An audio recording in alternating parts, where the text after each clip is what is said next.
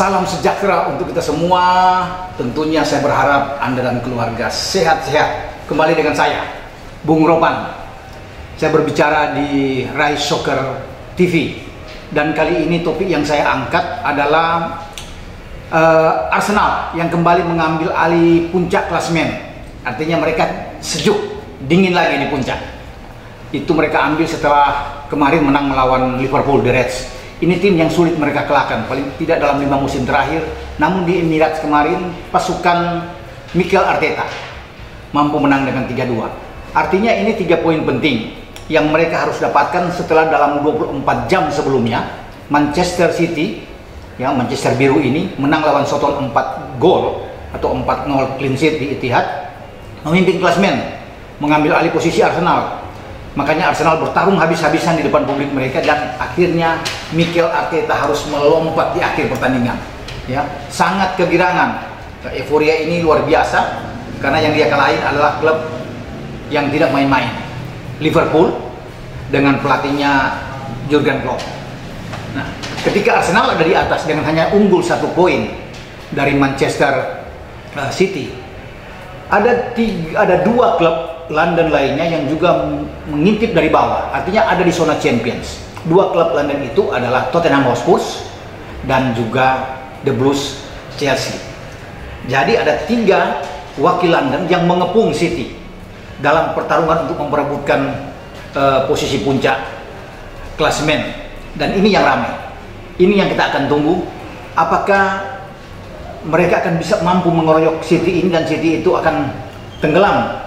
Saya pikir ini pekerjaan yang sulit karena City lagi berlari dengan sangat kencang. Dan satu-satunya tim yang belum terkalahkan sampai saat ini. Setelah pasukan Pep Guardiola memainkan 9 laga, mereka hanya 2 kali imbang. Hasil imbang itu mereka dapatkan melawan Newcastle dan Aston Villa. Selebihnya mereka menang. Ini fantastis. Namun dengan ditekan habis oleh 3 klub London, ini juga harus berhati-hati bagi City. Karena di akhir pekan nantinya City akan bertarung menghadapi Liverpool di Anfield. Nah, dalam 2 tahun terakhir ini City sulit untuk bisa menang. Terakhir di Community Shield mereka kalah dengan telak melawan Liverpool. Jadi mereka harus bisa melewati rintangan pada akhir pekan ini itu dengan tidak boleh kalah. Imbang mungkin cukup ya, tapi kalau mereka sampai kalah ini akan berbahaya juga. Ya, dan pasti Liverpool akan berusaha untuk bisa menang karena Liverpool sudah 2 kali kalah. Setelah kemarin kalah dari Arsenal, sebelumnya mereka kalah dari Liverpool.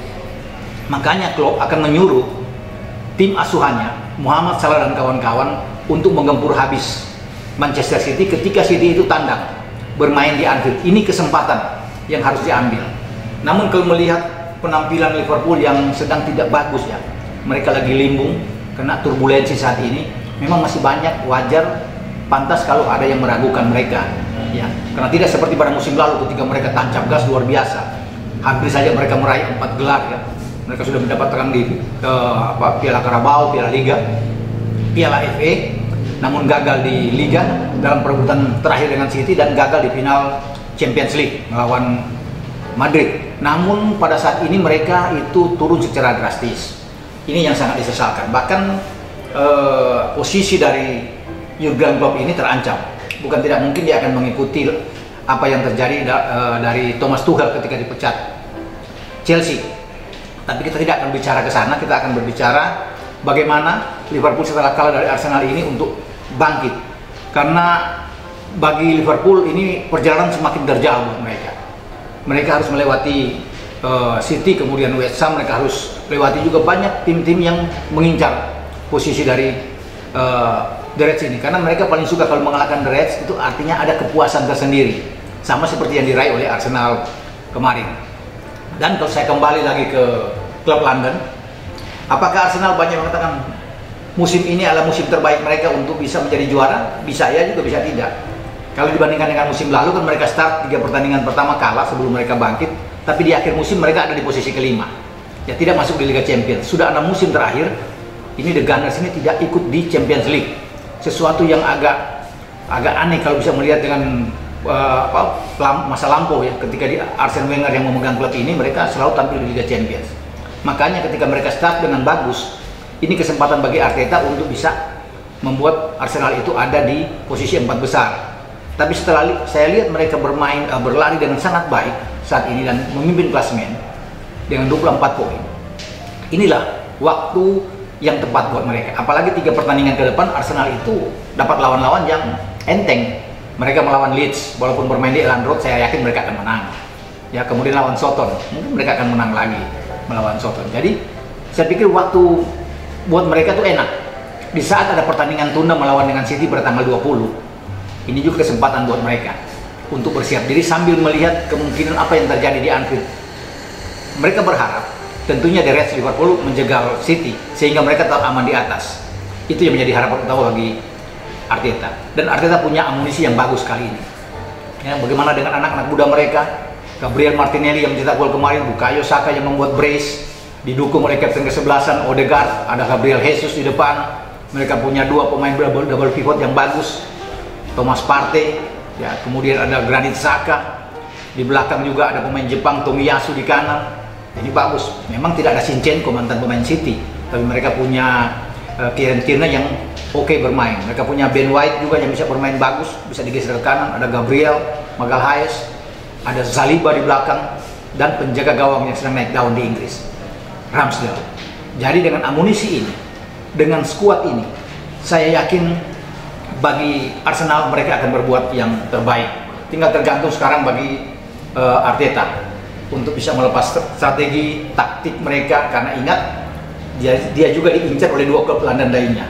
Jadi di samping Spurs dengan Antonio Conte-nya, kemudian Chelsea dengan Graham Potternya sebagai pelatih yang ingin menekan City, tapi sekaligus juga akan menekan Arteta, klub sesama London.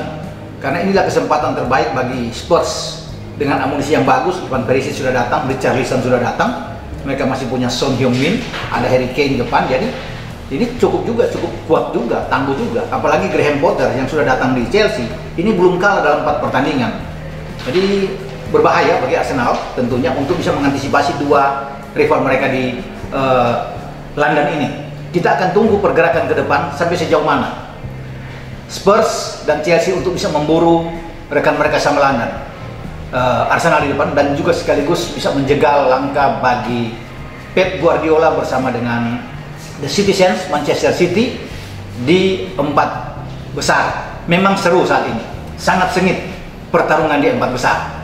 Sampai di sini pembicaraan saya dengan pertarungan yang seru di IPL, di Liga Premier Inggris, yang melibatkan 3 wakil Inggris yang sedang berlari dengan kencang, Arsenal, Spurs, dan Chelsea, untuk mencoba menggeser dominasi dari Manchester City yang bersama dengan Pep 4 kali juara di IPL musim ini. Oke, bola itu bulat, giring terus. Ciao.